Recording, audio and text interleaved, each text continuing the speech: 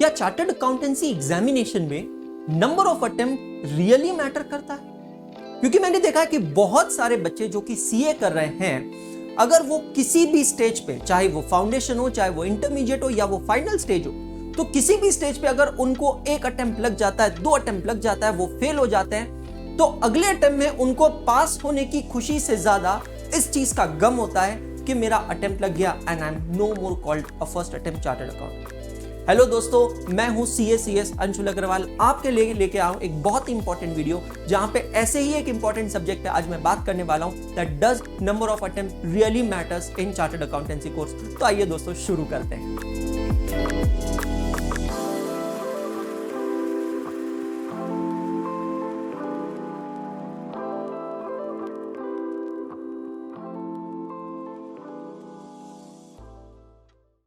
आखिर एक first attempt CA किसे कहा जाता है या who is known as a first attempt chartered accountant? तो दोस्तों, फर्स्ट अटेम्प्ट चार्टर्ड अकाउंटेंट ये कोई institute of chartered accountants of India की ऑफिशियल टर्मिनोलॉजी नहीं है, पर ये एक वही भेदभाव है जो हमारे इस समाज ने हमें दिया है, जैसे कि हमारी जाति और हमारी धर्म। अ first attempt chartered accountant is a person जो चार्टर्ड अकाउंटेंसी की हर एक एग्जामिनेशन, हाँ जी दोस्तों, सीए फाउंडेशन, सीए इंटरमीडिएट और सीए फाइनल अपनी पहली सिटिंग में निकाल लेता है।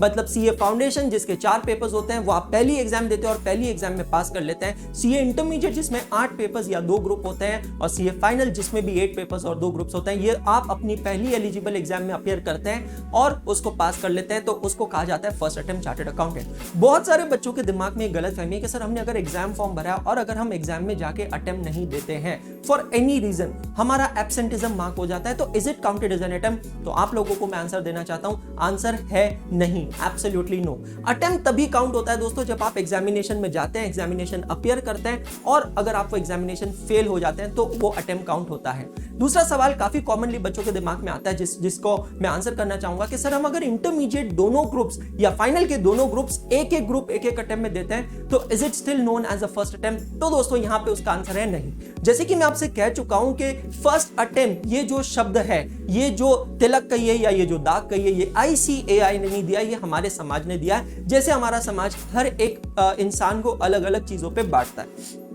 इंटरमीडिएट और फाइनल की अगर बात की जाए तो जो स्टूडेंट दोनों ग्रुप एक सिटिंग में निकालता है वो उसका फर्स्ट अटेम्प्ट कहलाता है, that's how it's known as first attempt chartered accountant. काफी बार ये ऑब्जर्व किया गया है कि बच्चा अगर किसी भी लेवल पे फेल हो जाता है और दोबारा वो एग्जामिनेशन देता है तो अगली एग्जामिनेशन में पास होने की खुशी तो बेशक उसे होती है, लेकिन पास होने की खुशी से ज्यादा जो गम उसे होता है वो ये कि मैं फर्स्ट अटेम्प्ट में पास नहीं हुआ हूं। रियली स्पीकिंग हम इंसान बहुत अलग होते हैं। हम ये सोचते हैं कि यार हमें जो मिल सकता था वो ज्यादा बेहतर होता है as compare to what we have already achieve. तो पॉइंट यहां पे ये आता है कि मैं आज आप लोगों के सामने इस चीज पे बात करने आया हूं कि क्या first attempt CA really matter करता है। इसका आंसर बहुत सिंपल है कि आप सीए बनने के बाद क्या करना चाहते हैं। दोस्तों, सीए की जो डिग्री होती है ये अपने आप में एक पासपोर्ट की तरह होती है जो आपको आजादी देती है कि आप दुनिया में जा सकते हैं और अपना काम करके अपनी रोजी रोटी कमा सकते हैं and you can earn a very good life for you and your family.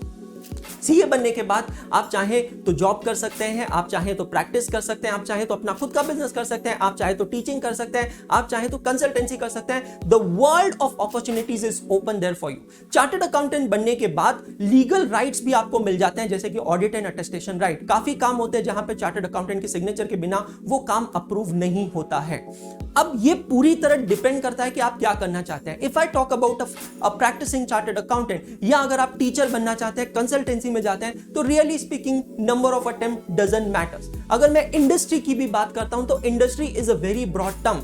अगर मैं सर्विस और इंडस्ट्री को कहूं तो आप इंडिया में जॉब करना चाहते हैं, इंडिया के बाहर जॉब करना चाहते हैं। अगर मैं इंडिया में जॉब करने की बात कहूं, so do you really want to work with a CA firm like the top 4 और the big 4s, or you want to work in any other industry, either manufacturing, automobile, banking, etc. Really speaking, if I cut short this entire discussion into 1% and give you 1%, तो first attempt CA बनना कितना matter करता है, तो मैं आपको बता देता हूं। आंसर बहुत शॉकिंग होगा। The answer is hardly 4 to 5%। हाँ जी दोस्तों, फर्स्ट अटेम्प्ट और मल्टीपल अटेम्प्ट चार्टर्ड अकाउंटेंट्स में डिफरेंस सिर्फ 4 से 5% होता है, क्योंकि एक फर्स्ट अटेम्प्ट चार्टर्ड अकाउंटेंट की कीमत सिर्फ वहीं पे ज्यादा होती है जहां पे उसकी वैल्यू ज्यादा इवैल्यूएट की जाती है। Let's take an example for a big four. So एक बिग फोर जो है, जहां पे अगर आप सीए बनने के बाद जॉब करना चाहते हैं तो बिग फोर आपके लिए शायद ये एक एडिशनल फिल्टर इंसर्ट कर देगा कि आपने कितने अटेम्प्ट्स लगाए हैं to become a chartered accountant. लेकिन सपोज अगर आप खुद का ऑफिस खोलते हैं, प्रैक्टिस करना चाहते हैं या फिर खुद का बिजनेस करते हैं, तो really speaking no one is going to ask you about the number of attempts. दोस्तों, मेरे हिसाब से दुनिया को आपको एक अलग नजरिए से देखना चाहिए, एक अलग तरीके से देखना चाहिए। You should celebrate what you have already achieve and you should not be sad with what you could have achieve. Chartered accountant अपने आप में एक बहुत ही नोबल प्रोफेशन है, एक बहुत ही बड़ी डिग्री है, और ये डिग्री हासिल करना जो कि हजारों बच्चों का सपना होता है, अगर आप ये सपना पूरा कर पाते हैं तो ये अपने आप में एक बहुत बड़ा रीजन ऑफ सेलिब्रेशन होता है। सो अगर आप चार्टर्ड अकाउंटेंट बन गए हैं, आई थिंक आपको उसे सेलिब्रेट करना चाहिए, आपको उसमें अपॉर्चुनिटी को टैप करना चाहिए, ना कि इस चीज से दुखी होना चाहिए कि मैं फर्स्ट अटेम्प्ट चार्टर्ड अकाउंटेंट नहीं बना।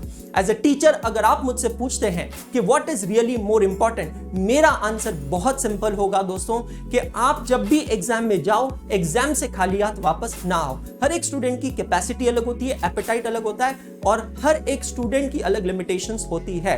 अपनी लिमिटेशंस के हिसाब से मेहनत कीजिए, एग्जाम में जाइए, चाहे एक ग्रुप हो या दो ग्रुप हो, दे के आइए, बट एक संकल्प, एक प्लेज खुद से करके आइए कि एग्जाम से मुझे खाली हाथ वापस नहीं आना है।